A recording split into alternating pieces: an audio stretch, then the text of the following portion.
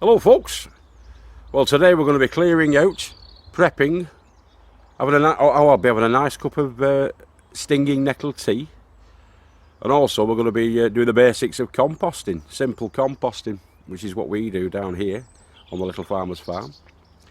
So yeah, without further ado, let's crack on. Plenty of plotting and planning to get on with. Hello everyone and welcome to the Little Farmer's Farm with me, Tony.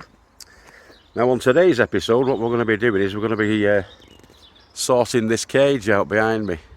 It's a brassica tent, small one, too small actually. It was alright for Bradley when he was a little one, but even he's getting too tall for it now. That was his cage, the mini digger's cage, Bradley's cage. But the mini digger is no longer too mini.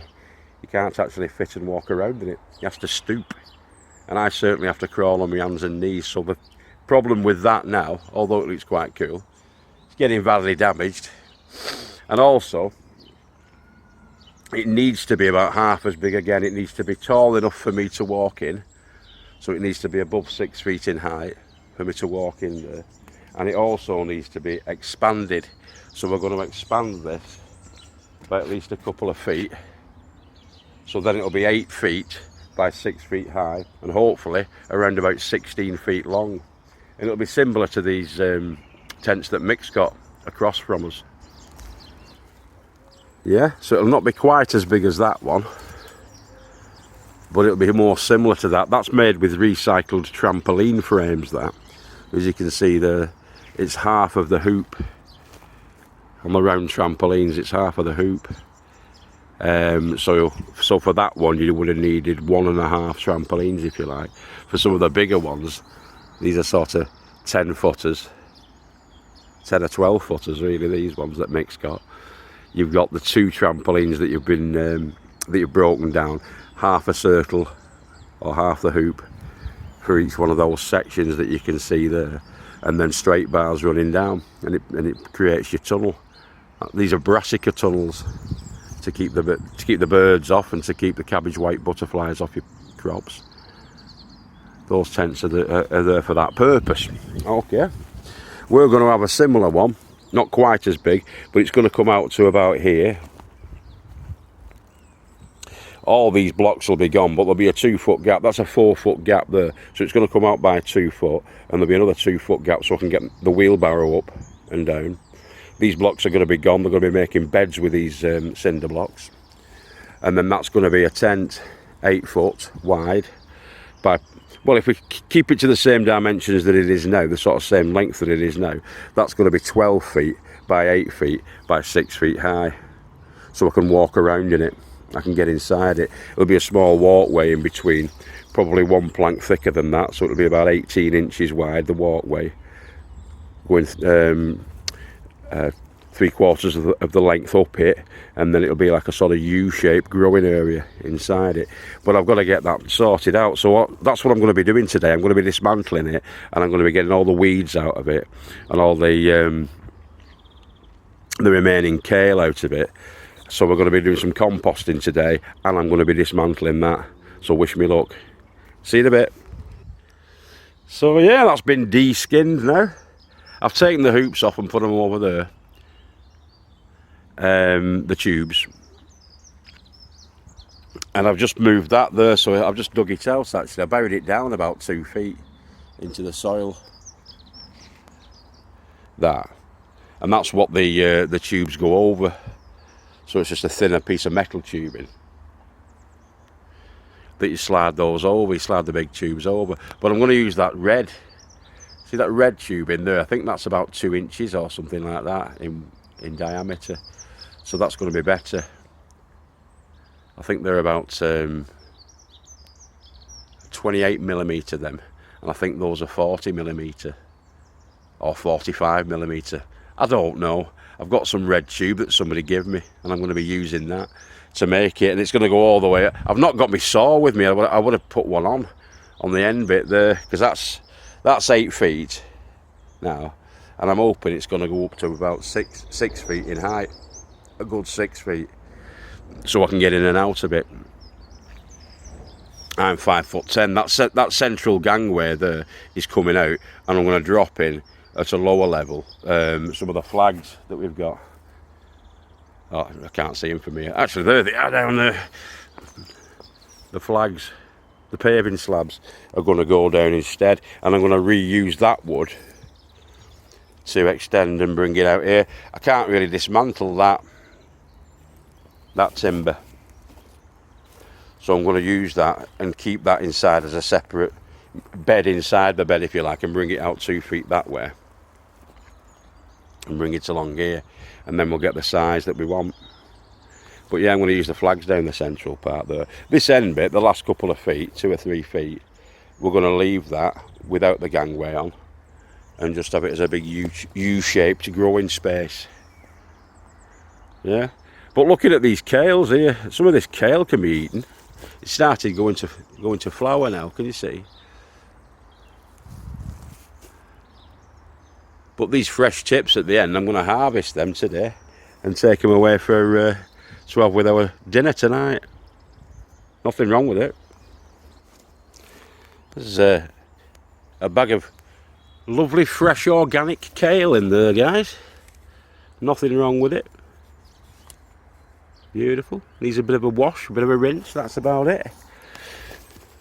Being in the brassica family, you get these, and these look quite similar, don't they, to broccoli. Florets of broccoli. Stem broccoli.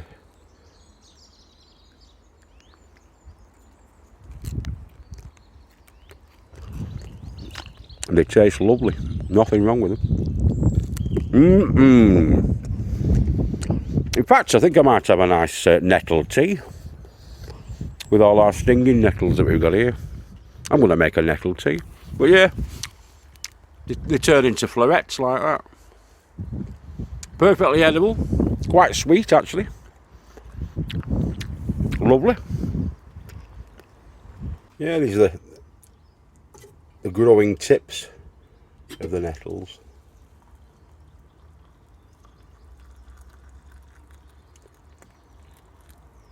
Make yourself a tea with it. It's good for you. That boiling water will get rid of all the stinginess,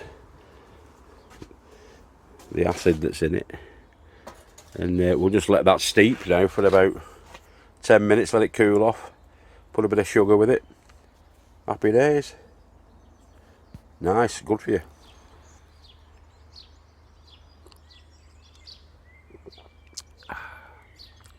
Nice that. A nettle tea. Good for you. Eat the weeds, boys and girls. Eat the weeds and drink the weeds in the form of nettle tea and mint and things like that. Full of antioxidants. Brilliant. Right. What were we talking about? We were talking about compost, weren't we? Well, let's keep it simple. Okay, so with composting, compost will happen, but it helps if you put a layer of the greens, such as kitchen table scraps, things like that, vegetable scraps. And as we've done today with the kale, I've stripped the kale, as you can see there, the 4 kale plants. The leaves that were left have been put into here to give us our green layer. And I've got rabbit bedding there from Daisy, our house rabbit. So there's rabbit droppings and hay, spent hay in there. They're going to be going on top of the greens, and then another layer of the nettles.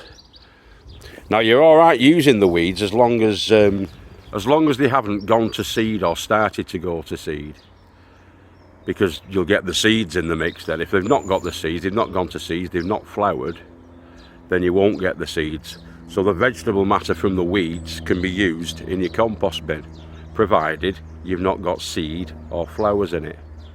Okay, you as well chopping it up as well, and keeping especially with dandelion, keep the roots out. You can use the leaf and throw the leaf in your compost, but keep the roots well out of it, because they will root again if you don't. Okay, same with any other weed really. Don't put the roots in, just put the stems and the leaf in, and that's all you want to do. And then put your brown layer on, your sort of strawy leaf mulch, that kind of thing. Put that on the top of it, even shredded cardboard, though it does take a while to break down. But yeah, as you've noticed there, these big stems aren't going into there, they take forever to rot down. So where they are going is they're going to go up to the top, right at the top of our allotments up there. We've got like a communal dumping ground, vegetable waste dumping ground, organic dumping ground, and eventually that turns into soil over time. But yeah, on this little plot, we want it to be done quicker. We want it to turn into soil in about 6 months' time, so we're not going to put anything thicker than that in there. That will rot down. The worms will eat it. There's plenty of worms in here, hundreds of worms. They were all around the top here when I first opened this up about an hour ago. They've all gone back down under. But yeah, you get tons of worms in these, especially when you add in the greens and that stuff. The rabbit manure and rabbit bedding. So it's full now, that. I will add water to it. So we're putting that water in there because you want to keep it moist. In this temperature, the moisture, the heat will help to rot that down quite considerably. It'll get quite warm inside that if you keep it moist and you keep it enclosed like that. The biological actions, the bacteria that's going to be in there, the worms, they will devour that within about 6 months' time. And so for the back end of summer, we should have some new compost. But yeah, I'm going to add some water in now. That'll sink it down a little bit. I'll put the weeds back on top. I'll get the stinging nettle leaves on top. And that's done. Lovely. That'll be a beautiful, rich compost in about 4 or 5 months' time, that. Custy.